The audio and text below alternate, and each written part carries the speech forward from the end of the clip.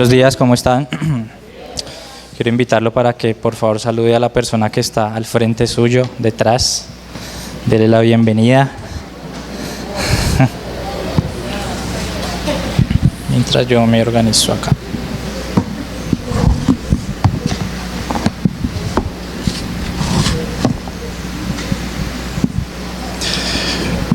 Bueno, gloria a Dios. ¿Cómo están? ¿Cómo les ha ido? Qué bueno verlos. Caras que hace rato no veía. Bienvenidos. Es un gusto para mí pues estar acá en este lugar trayendo el mensaje que Dios ha puesto en mi corazón para su iglesia. La primera vez que tuve el privilegio de predicar pensé que en la medida en que iba pasando el tiempo iba a ser más fácil, pero no. Los mismos nervios y la misma cosita sigue ahí. Yo creo que esa es como la debilidad que pone Dios en nosotros para que sea Él quien se glorifique, amén. Su palabra dice que Él se glorifica en nuestras debilidades. Y pues yo no tengo así digamos que una de mis debilidades siempre fue y ha sido el hablar en público, ¿no? Entonces que me vean acá parado es un motivo para darle la gloria al Señor, amén. Bueno, ¿cómo están? ¿Cómo les ha ido? ¿Cómo les fue en esa Semana Santa? Normalmente para mí siempre es un tiempo de mucha reflexión, es un tiempo de estar en casa con mis chiquitines, pero pues para gente que normalmente digamos tiene sus trabajos, aunque yo también trabajo, pero pues digamos que Semana Santa se ha convertido en un tiempo para salir, ¿no es cierto? Un tiempo de salir a descansar, también es un tiempo de vacaciones. Entonces ese es uno de los motivos por los cuales tampoco me animo mucho a salir, porque por lo general todo está muy lleno. Ayer a mi esposa y a mi hermana Lorena se les ocurrió la grandiosa idea de que fuéramos al lago Calima. Y siempre nos regañan porque nos dicen que somos como muy amargados, que no nos gusta salir. Eso está muy lleno. No creían, fuimos y efectivamente eso estaba muy lleno, pero bueno, tuvimos un tiempo bastante especial en el carro. Estuvimos más unidos que nunca ahí en el carro. Y por lo general para mí este tiempo de Semana Santa es especial, hay una aurora, hay algo en el ambiente como diferente, ¿no? Yo ya les había compartido que en mi infancia la Semana Santa siempre fue muy especial. Y yo aprendí mucho viendo películas de Jesús y de la Biblia en Semana Santa. Cuando me conocí con mi esposa, ella era creyente, yo todavía no conocía al Señor, pero yo sabía muchas más cosas de Biblia que ella, y ella me decía, ¿pero por qué sabes eso? Porque lo aprendí viendo películas. Yo veía a José, veía a Moisés, veía todo, entonces ya tenía muy claras esas historias. Además también tuve el privilegio de que cuando era pequeño mi abuelita era la que estaba pendiente de nosotros. Entonces, pues ella también veía muchas películas. Ella era del campo, pero pues por situaciones de la vida tuvo que venir a la ciudad y pues ya se dedicaba a ver películas, a ver novelas. Entonces, digamos que yo, a diferencia de Luis, que es más de películas, yo era un poquito más de novelas, porque a las 6 de la tarde con mi abuelita era la cita de nosotros dos frente al televisor para mirar novelas. María la del Barrio y todas esas novelas mexicanas. Entonces digamos que mi vida también ha sido marcada por las novelas. Y a qué voy con este tema de las novelas, y quisiera como relacionarlo hoy. Quisiéramos que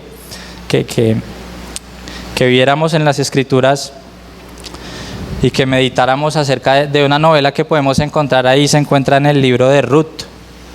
¿Cuántos han leído Ruth? ¿Lo tienen presente? ¿Lo tienen como fresco? Para mí este es un libro muy bello, yo siempre digo es de mis preferidos. Cuando voy a predicar Hebreos, digo Hebreos es de mis preferidos. La última vez, sí, y ahorita estoy en Ruth, entonces Ruth también es de mis preferidos. En general toda la escritura como que me apasiona. Yo espero que ustedes en algún momento y en algún punto también puedan sentir esa pasión y ese gusto por leer las Escrituras, amén. Este libro se llama Ruth y muchos teólogos lo llaman como el libro de la gracia. el libro de la gracia, y en este libro podemos ver cómo la gracia de Dios opera en nuestras vidas de una manera práctica.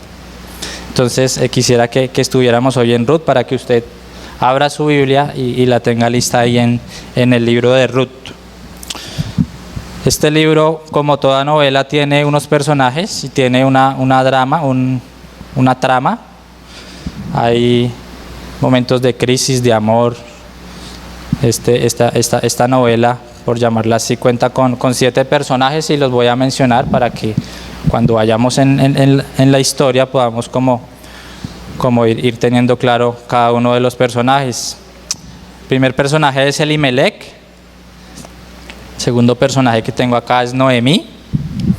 Está Mahalón, está Kelión, está Orfa, está Ruth y está Boz. Son 7 personajes en los cuales esta historia como que va girando en torno a estos personajes. Entonces, pues a diferencia de las telenovelas, esta es una narración que fue de hechos históricos, es decir, no es algo inventado, sino es algo que realmente ocurrió. Es una novela basada en la vida real. Entonces, para las personas que toman apuntes, el título del mensaje de hoy es Goel, G-O-E-L, Goel. Tal vez no es un término muy conocido por todos nosotros, pero la idea es que al finalizar el mensaje, todos podamos estar que podamos tener más conocimiento y que podamos saber lo importante que es este término para nuestras vidas. Amén. Entonces, pues como ya lo dije, pues este es Ruth, el libro de la gracia. Entonces quiero invitarlo para que por favor abra sus Biblias en Ruth, capítulo 1, versículos 1 al 5. Algunos teólogos llaman este libro el libro de la gracia. ¿Alguien sabe qué es la gracia de Dios? ¿Alguien podría así como definirlo en pocas palabras? ¿Alguien sabe? Tal vez a veces uno lo sabe, pero no sabe cómo expresarlo. A mí me pasa eso. Entonces, yo creo que hoy va a ser una bendición porque vamos a poder aplicar varios términos que usamos mucho cuando llegamos a la vida cristiana. Todo esto de gracia, santificación, de redención, justificación. Digamos que son términos que uno cree conocer, pero que cuando uno le dicen defínalo, no sabe cómo definirlo. Entonces, la idea es que hoy de una manera práctica pues podamos saber cómo opera. Y quisiera hablar de la gracia de Dios, y pues la gracia de Dios es el favor inmerecido de Dios. Básicamente esa es la definición más común y es la definición que normalmente se enseña en la escuela dominical a los chiquitines y a los jóvenes de diferentes maneras, pero en esencia esta es la misma esencia. La gracia es el favor inmerecido de Dios. Entonces vamos a leer Ruth capítulo 1, versículos del 1 al 5. Aconteció en los días que gobiernan los jueces que hubo hambre en la tierra. Quisiera hacer aquí una pausa, porque en estas pocas palabras que podemos ver ya podemos darnos cuenta de cuál era la condición de Israel, que es en donde se desenvuelve esta historia, y más específicamente en Belén. Dice que estaban gobernados por jueces. ¿Alguien sabe alguna o cuál era la característica principal que pasaba en los jueces? ¿Cuál era el común denominador del pueblo de Israel mientras gobernaron los jueces? Fue la infidelidad del pueblo de Dios, ¿no? Dios levantaba a un juez, se arrepentían, cuando estaban bien, otra vez se iban a adorar y a hacer las cosas que no le gustaban al Señor, ¿no? Entonces dice que hubo una hambre en la tierra, y esta hambre en la tierra no era una casualidad. Para los que de pronto quieran verlo en sus casas, en Levítico 26 nos explica cuáles eran las consecuencias que sufría el pueblo de Israel por la desobediencia a Dios. Entonces en este capítulo, en Levítico 26, están todas esas consecuencias, y una de esas es la hambruna. Entonces esto nos indica que en ese tiempo Israel estaba, digámoslo, estaba siendo infiel a Dios y que pues estaban en medio de, digámoslo así, de una corrección de parte de Dios, de una hambruna. Amén. Entonces sigamos. Y un varón de Belén, me causa mucha curiosidad porque había una hambruna en Belén, y Belén significa tierra de mucho pan. Entonces en la tierra de mucho pan no había pan. Sí, tierra del pan, tierra de pan. Entonces en la tierra del pan no había pan, había hambre. Un varón de Belén de Judá fue a morar en los campos de Moab, él y su mujer, y 2 hijos suyos. El nombre de aquel varón era Elimelec, y el de su mujer Noemí. Y los nombres de sus hijos eran Mahalón, Kelión, efrateos de Belén de Judá. Llegaron pues a los campos de Moab y se quedaron allí.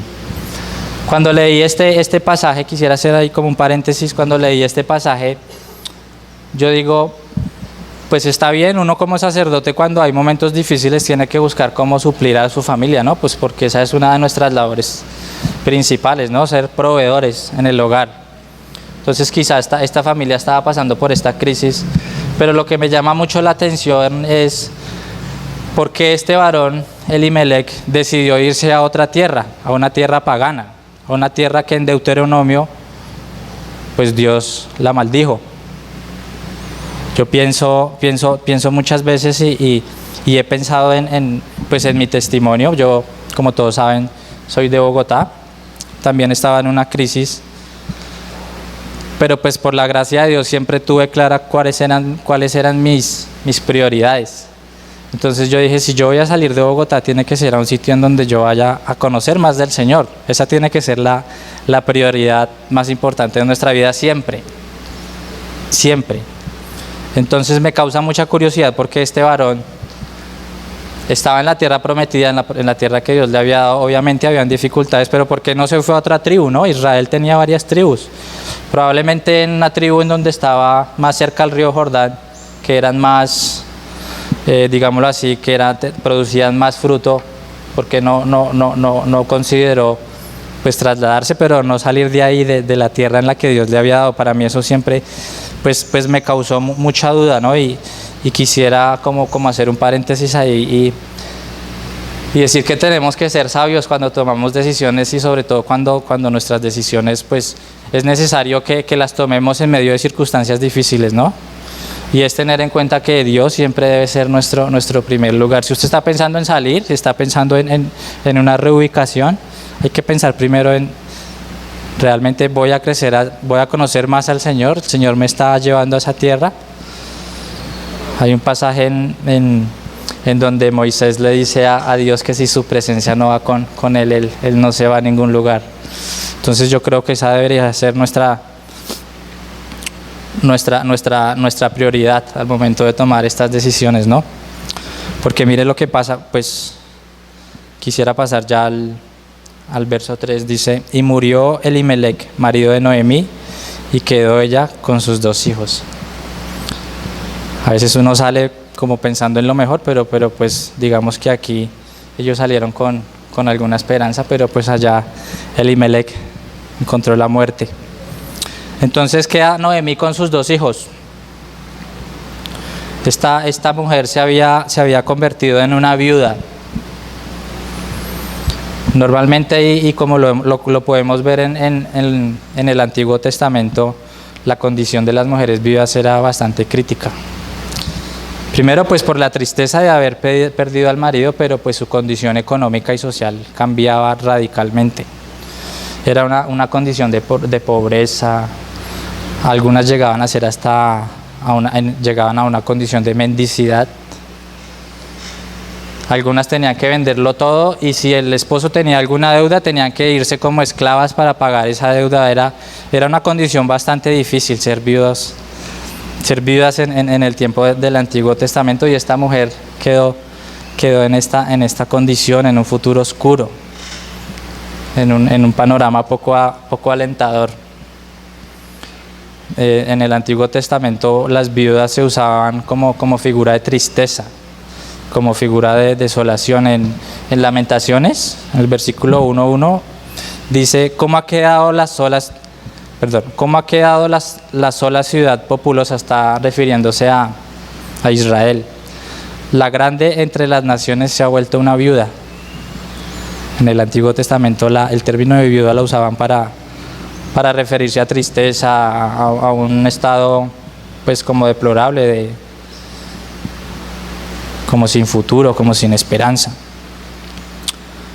Entonces el hecho de que esta viuda o de que este término de viudas se use de esta manera en el Antiguo Testamento no quiere decir que Dios haya olvidado a las viudas y a los huérfanos, ¿no?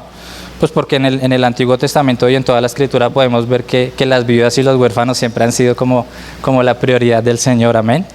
Entonces en el Salmo 68:5 dice, Padre de huérfanos y defensor de viudas, es Dios en su santa morada. Entonces pues Dios es un Dios protector de inocentes. ¿Cuántos lo creen? Amén.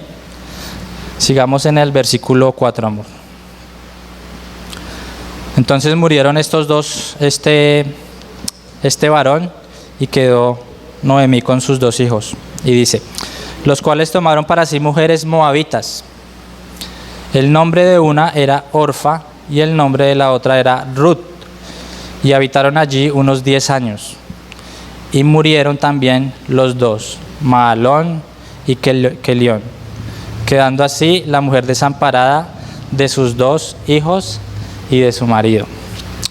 O sea que la situación para esta pobre mujer como que no cambiaba, ¿no? Porque antes yo creo que ella sentía el apoyo de sus 2 hijos, sentía el apoyo pues de que los hijos la iban a poder sustentar, pero mire qué situación tan difícil, ya no era una viuda sino eran 3. Todas las mujeres de esa casa quedaron viudas. Qué situación tan difícil, ¿no?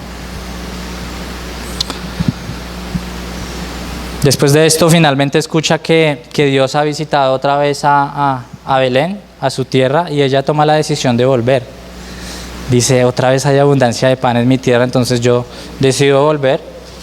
Pero ella todavía tiene sus 2 compañeras, sus 2 nueras, y ella las invita para que cada una vuelva a su tierra. Entonces, pues una de ellas, que es Orfa, ella decide volver a su tierra y volverse a sus dioses. Ya Orfa también sale de la historia y continúa Ruth. Y Ruth en un acto de fe, digámoslo, hace la declaración más hermosa que podemos ver en este libro, y la encontramos en Ruth 1:16. Noemí le dice a Ruth, ¿por qué no te devuelves con tu parentela y a tu tierra y a tus dioses? Y ella le responde de la siguiente manera, no me ruegues que te deje y me aparte de ti, porque a donde quiera que tú fueres, iré yo, y donde quiera que vivieres, viviré. Tu pueblo será mi pueblo, y tu Dios mi Dios. Donde tú murieres, moriré yo, y allí seré sepultada. Así me haga Jehová, y aún me añada que solo la muerte hará separación entre nosotras 2. Pues para mí esta es, primero que todo, pues es una mujer de fe, ¿no? Pero antes de pasar a este tema quisiera ver que Ruth representa lo que es realmente el cambio, ¿no? Cuando uno dice arrepentimiento se está refiriendo a que tiene que haber un cambio en la vida. Y Ruth aquí está decidiendo tener un cambio en su vida porque Noemí le está diciendo, si quieres puedes volver a tu tierra.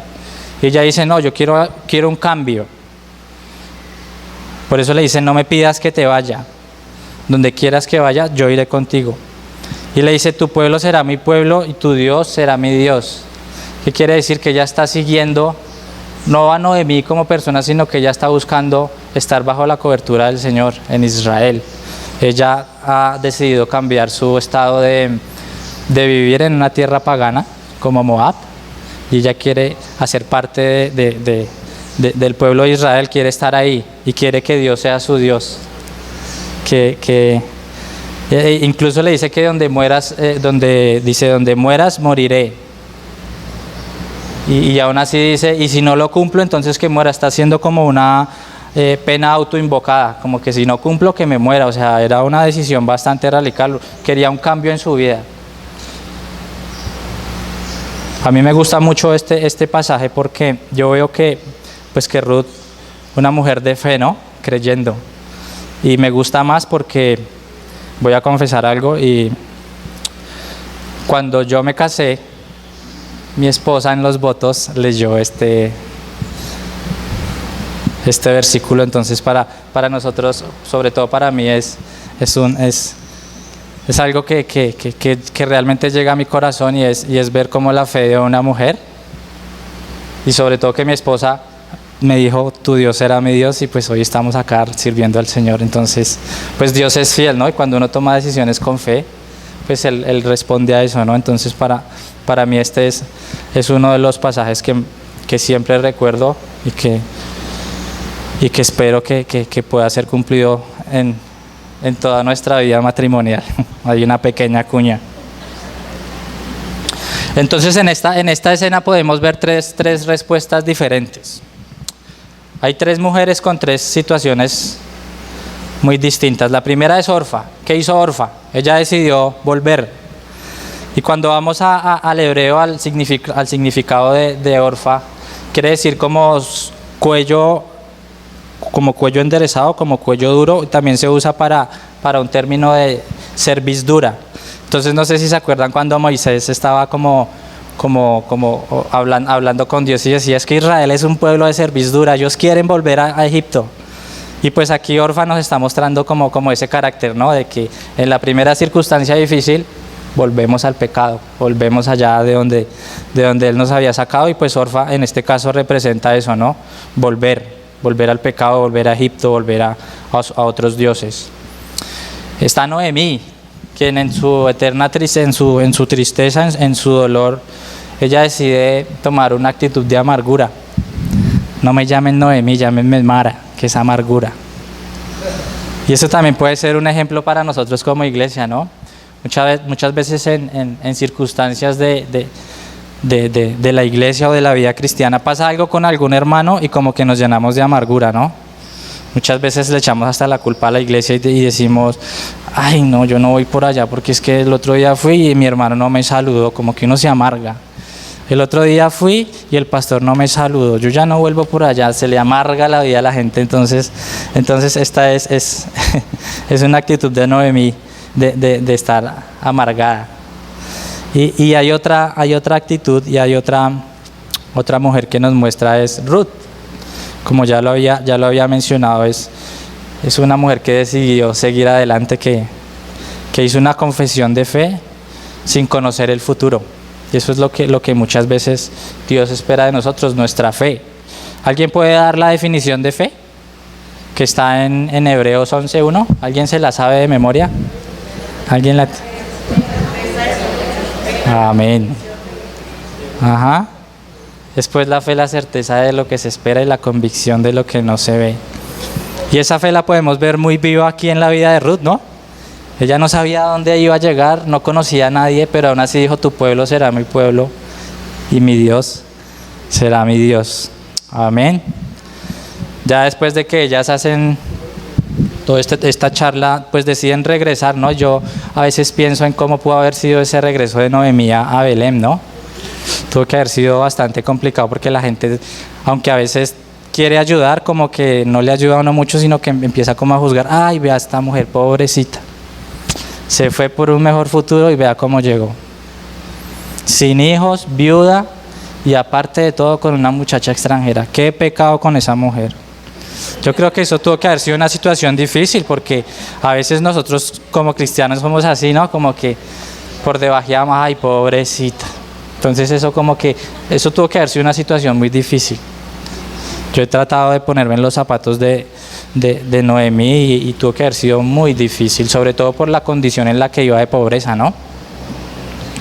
Porque tuvo que vender sus cosas para vivir y, mejor dicho, estas mujeres estaban sin esperanza, estaban en una pobreza. Dios mío.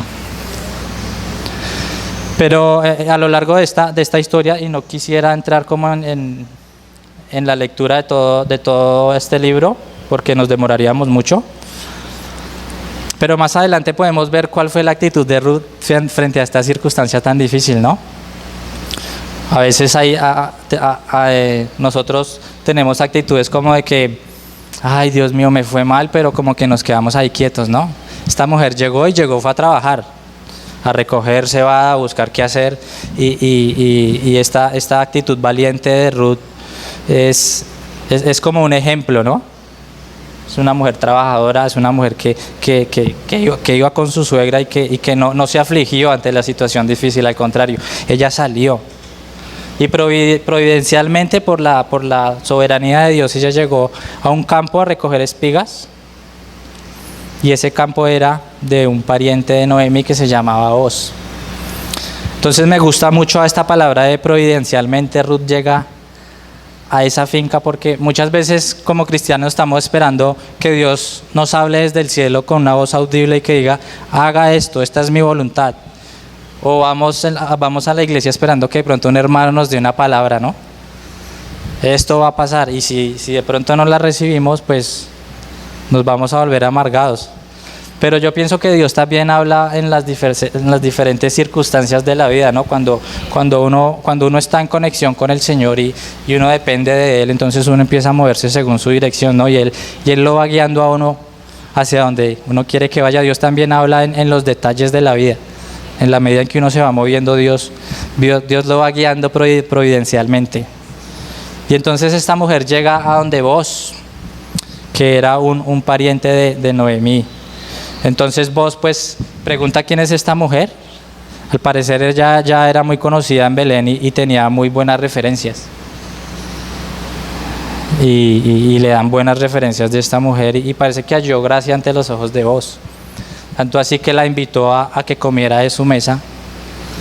Y normalmente las viudas tenían como que un privilegio, digámoslo así, y es que cuando se recogía la cosecha, había una ley que decía no recojan eso, sino déjenlo a las viudas y a los huérfanos. Entonces pues ella estaba ahí esperando a ver qué caía para recoger. Entonces pues Boaz habló con sus empleados y les dijo, si se cae algo no lo recoja, déjenlo que lo coja y aún así denle más. Entonces ella halló gracia delante de Boaz y pues ella ahí trabajando. Increíblemente llegó con una bolsada de cebada a la casa, a donde su suegra. Y Boaz conocía la reputación de esa mujer porque en un pasaje en Ruth 2:12, podemos ver lo que le dice Noemí, Boaz a Ruth.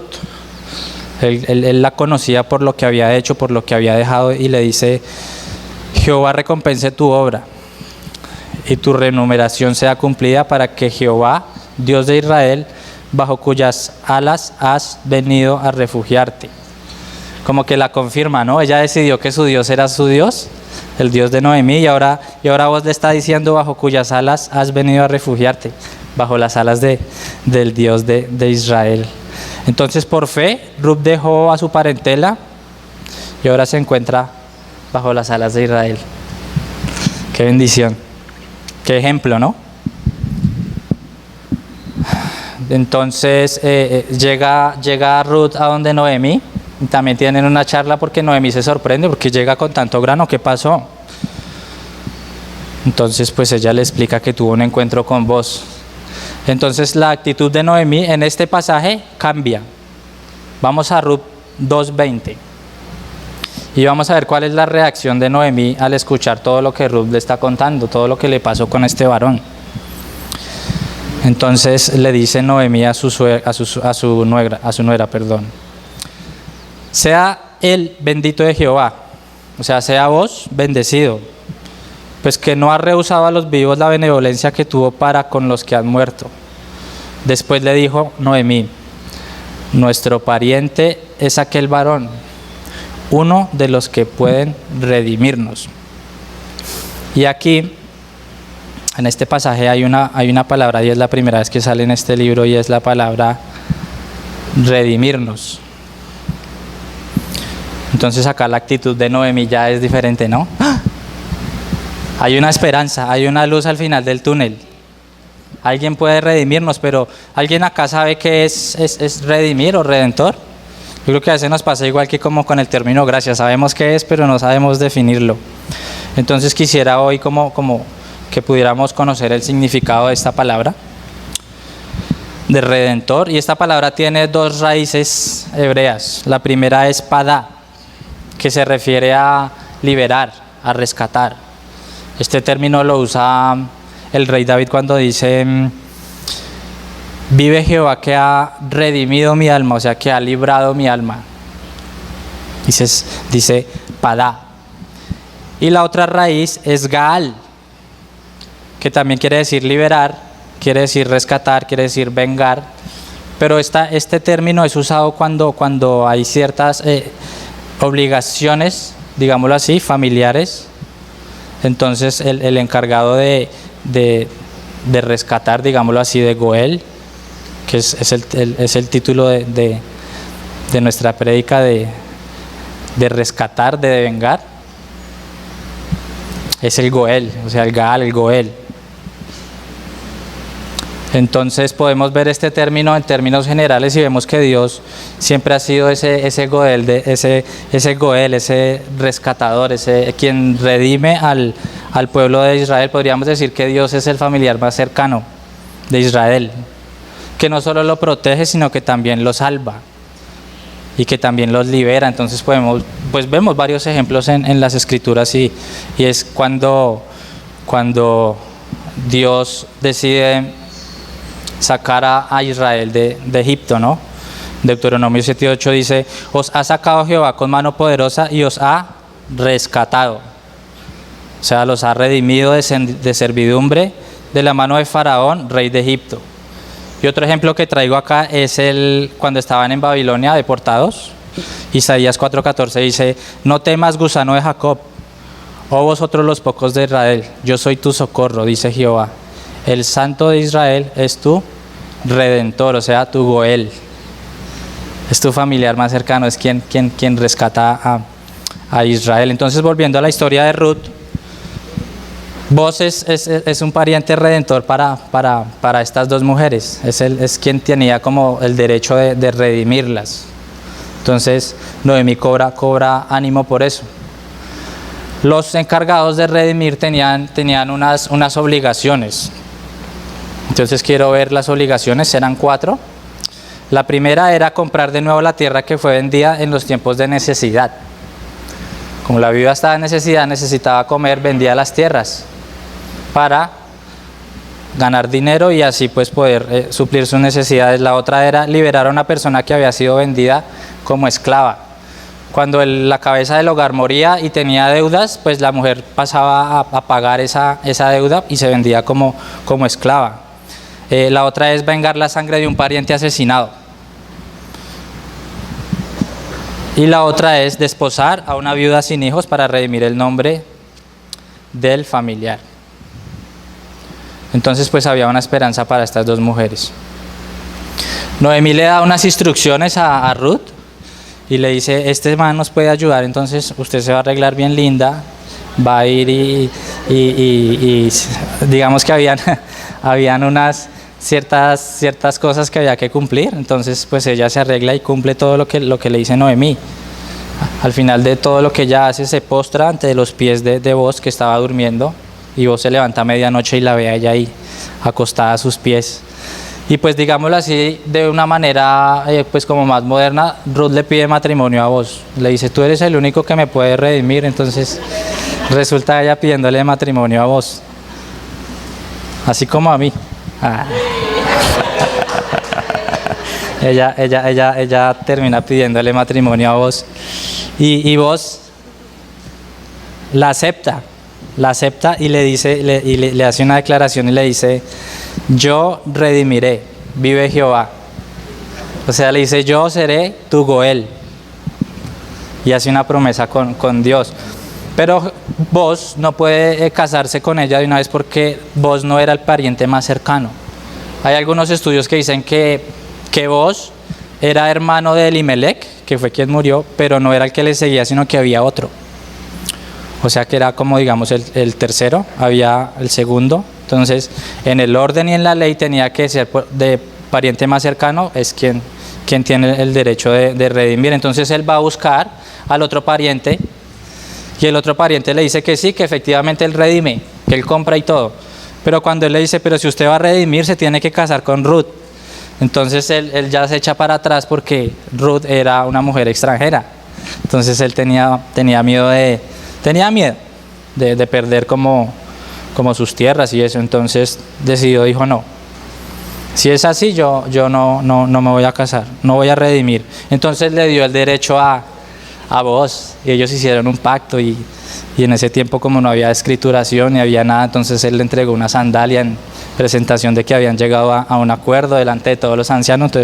Entonces todo fue legal y finalmente pues Booz se casa con Ruth y el matrimonio es bendecido por los ancianos del pueblo. La vida de Ruth y de Noemí tuvo un giro de que 180 grados. Pasaron de un futuro sin esperanza, como de desdicha, a un futuro ya como con esperanza, ¿no? A un futuro como de algo nuevo. Entonces, por la fe, Ruth dejó de ser viuda, pobre y sin futuro para ser parte de la descendencia del rey David.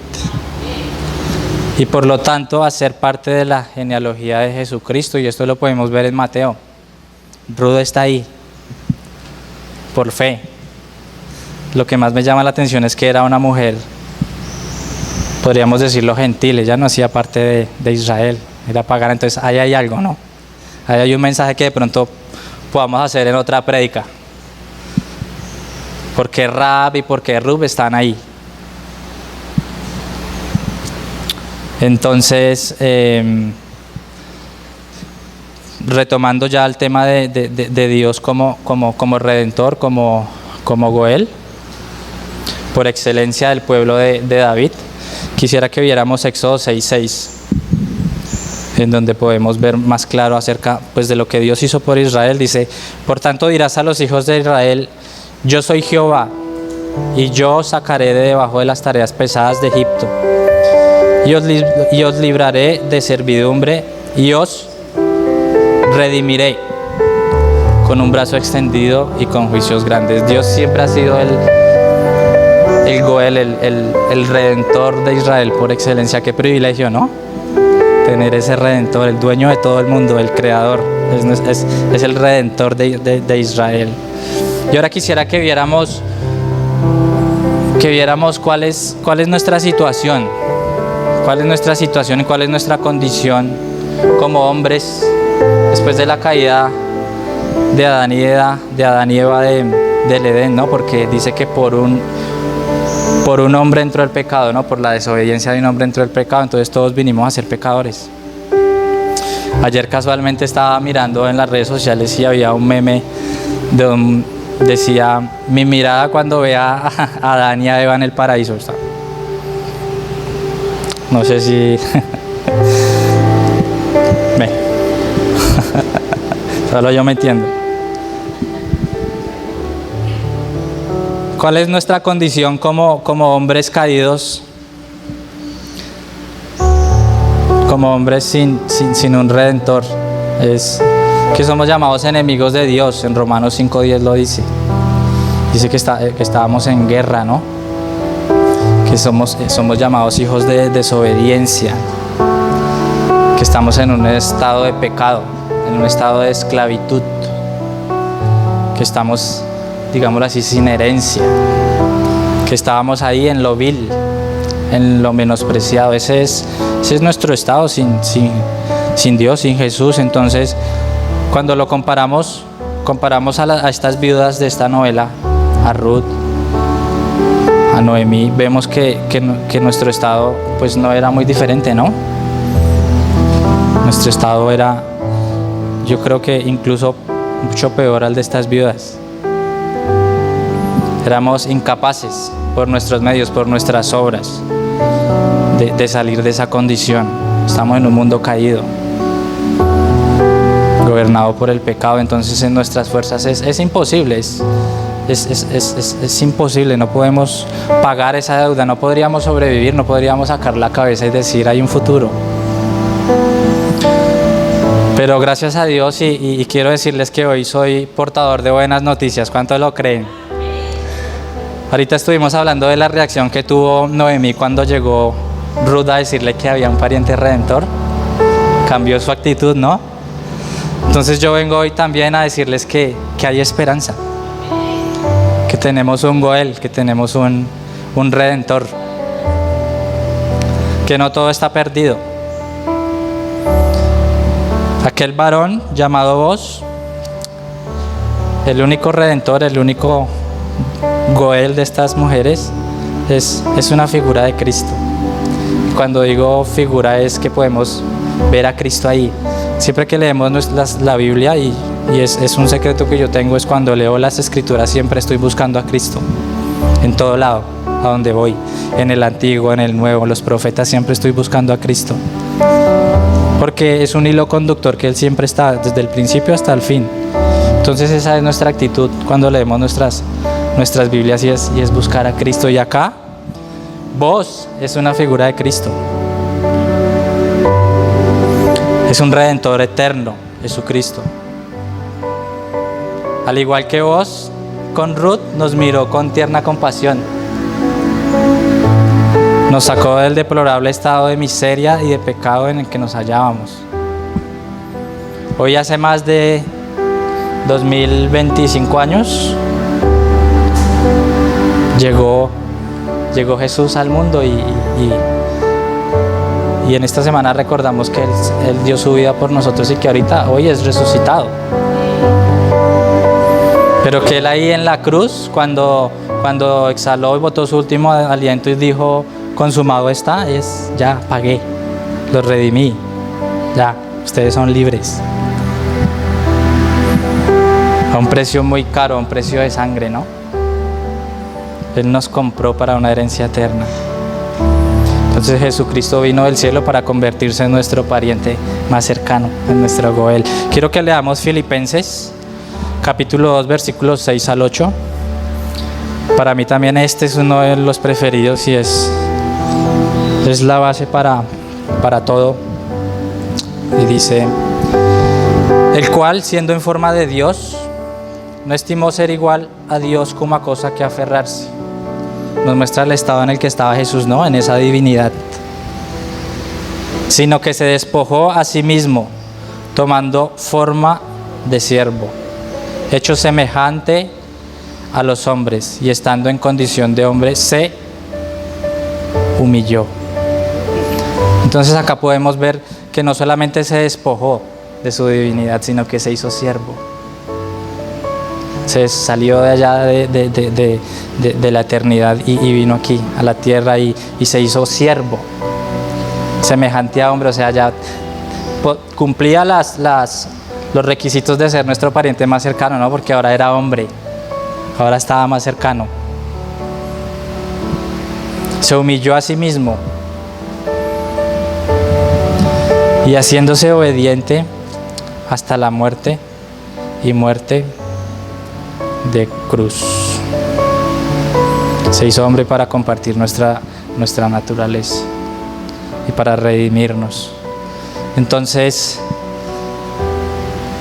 cuando éramos llamados enemigos de Dios, por medio de Jesús ahora somos reconciliados con Dios. ¿Cuántos lo creen?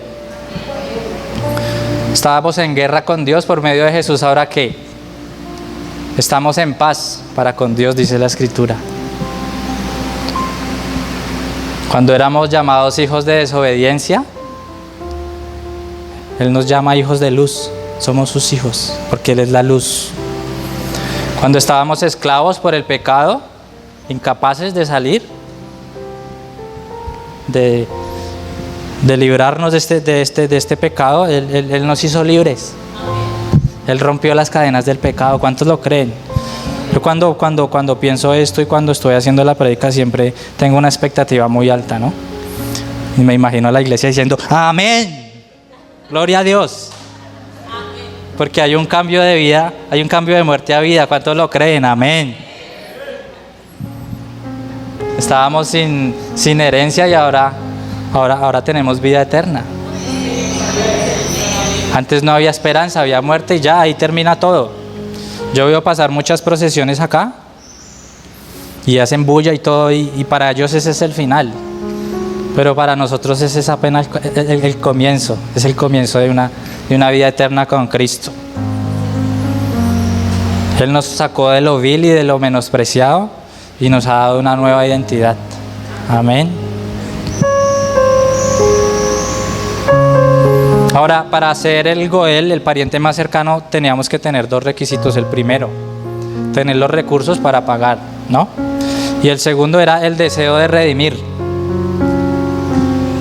Y quisiera que leyéramos Mateo 8, del 1 al 4, que es un pasaje que muestra cuál es la actitud de Jesús frente a nosotros. ¿Cuál es el deseo? Mateo 8, 1 al 4 dice: Cuando descendió Jesús del monte, le seguía mucha gente. Y he aquí vino un leproso y se postró delante de él, diciendo: Señor, si quieres, puedes limpiarme. Jesús extendió la mano y le tocó diciendo: quiero. Se limpió y al instante su lepra desapareció. Así que Jesús no solamente tiene la autoridad, sino que Él quiere. Él quiere. Ahora estamos clamando como este leproso: Señor, si quieres. Hoy es un día de decirle: Señor, si quieres. Porque ya sabemos cuál va a ser la respuesta de Jesús. Él va a decir: sí, quiero. Sí quiero. Y vine al mundo por ti, para salvarte, para comprarte, para redimirte. Hay un pasaje en el que dice: el Hijo del Hombre no vino para ser servido, sino para servir y para dar su vida ¿en qué? En rescate por muchos. Él vino a eso. Y hoy, 2025 años después, podemos dar gracias por su obra en la cruz, porque esa obra, ese pago no pierde vigencia. Y hay tiempo de salvación. Hoy es el día de salvación. Hoy es el día de salvación. Entonces quisiera llamar a Richard a la alabanza. Este término de Goel es un término muy hermoso y es tan especial que es un término que no pudo ser traducible del hebreo a las lenguas más modernas. Porque algunos decían es que Goel podría ser protector o podría ser providencia, pero es que no están definiendo esa cercanía. Ese Goel es algo cercano porque somos sus parientes, somos sus hijos. Entonces no encontraron ningún término que pudiera traducir este término y por eso quise llamarle a la prédica Goel.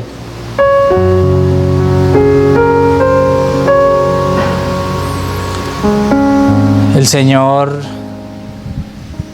hoy está diciendo: ¿te has convertido en esclavo de tus propias pasiones y en tu propia carne? Él dice: yo te rescato, yo te redimo, yo soy tu Goel. Si de pronto nos sentimos que estamos siendo robados, maltratados y destruidos por un enemigo, Él dice: yo rescato tu vida, yo te vengo, yo te doy un futuro, yo te doy un nombre. ¿Cuántos lo creen? Él hoy nos está diciendo que no hemos perdido nuestra herencia, porque en Él tenemos herencia. Él nos ha bendecido con toda bendición espiritual en los lugares celestiales. Quisiera terminar con este versículo que está en Isaías 49:15, que dice: ¿se olvidará la mujer de lo que dio a luz para dejar de compadecerse del hijo de su vientre? Mire lo que dice Dios: aunque olvide ella, yo nunca me olvidaré de ti. Aunque tu padre y tu madre te dejaren, con todo y eso Jehová te recogerá.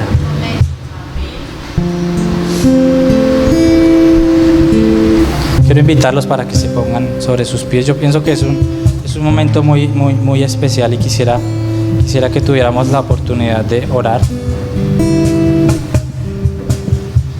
Quiero invitarlos para, si de pronto hay alguien acá que hoy quiera tomar esa decisión de entregarle su vida al Señor y dejarlo ser su redentor, dejar ser quien pueda redimirlo del pecado, de lo que hoy esté pasando en su vida, y que quiera hacer un antes de Cristo y un después de Cristo en su vida.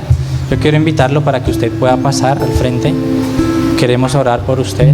Si hay alguna persona que quiera entregar su vida hoy al señorío de Cristo y reconocer que Él es su Redentor y su Salvador, yo lo invito para que pase. O si de pronto hay alguna persona que de pronto haya estado luchando con algún pecado y que hoy quiera decir: quiero rendir mi vida y quiero que tú me libertes de esta carga que tengo, de esta situación que estoy teniendo en mi vida, también quiero que pase al frente. Quisiéramos tener la posibilidad de orar por ustedes. Es un tiempo de estar a cuentas con Dios, es un tiempo de salvación. Hoy es el día de salvación. Tal vez más adelante no sabemos qué pueda pasar, pero hoy es el día de salvación. Hoy estamos recordando que Jesús pagó por nosotros en la cruz, amén. No solamente nos libró del pecado, sino que Él también llevó nuestras enfermedades en la cruz. Así que si usted está luchando con una enfermedad en su cuerpo, quiero invitarlo para que también pase al frente. Queremos orar por usted porque hoy creemos que hay sanidad. Lo creemos y lo confesamos. Y hoy es el día de salvación. Entonces quiero invitar a Giovanita, por favor, me colaboras y vamos a orar. Padre amado, te damos gracias, Señor, porque tu fidelidad, Señor, porque tu misericordia, Señor, nos ha alcanzado, Señor.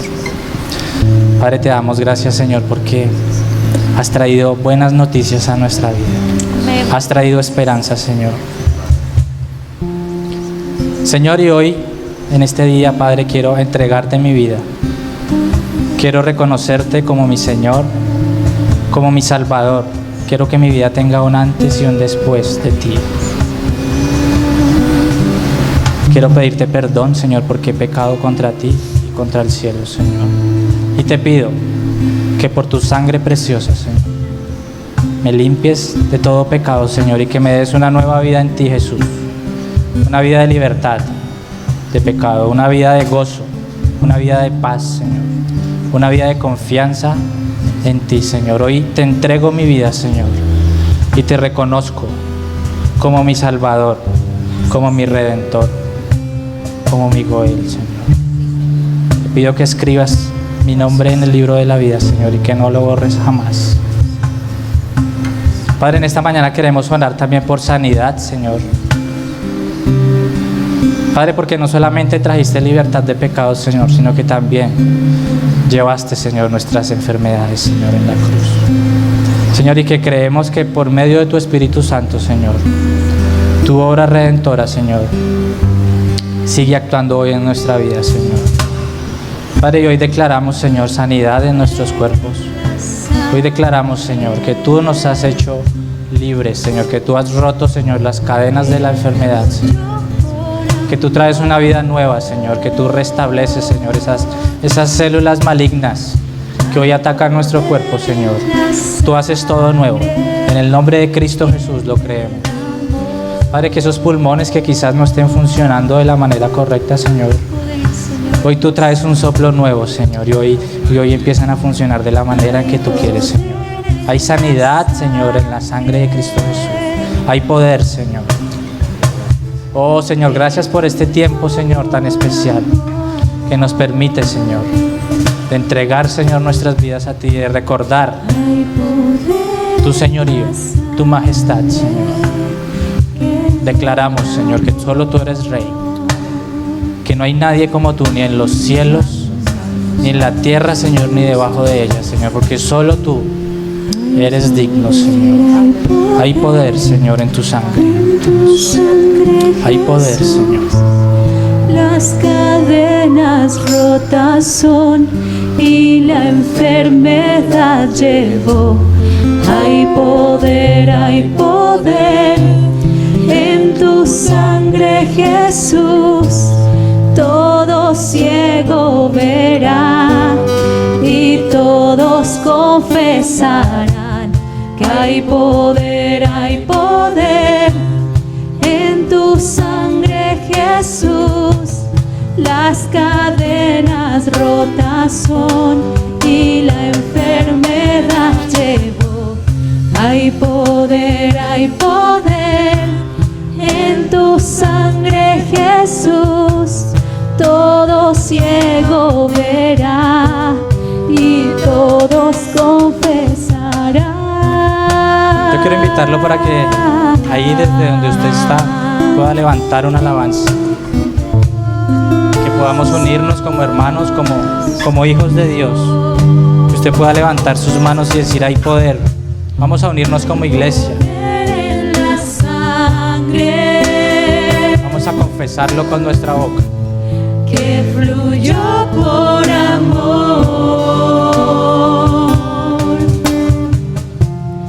Hay poder en la sangre que derramó. Hay poder, Señor, en tu sangre. Hay poder en la sangre de Jesús, que fluyó por amor. Hay poder en la sangre que Él derramó.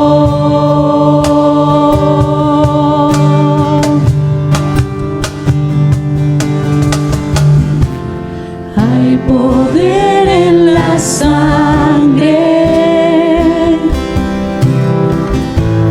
que fluyó por amor. Hay poder en la sangre que Él derramó.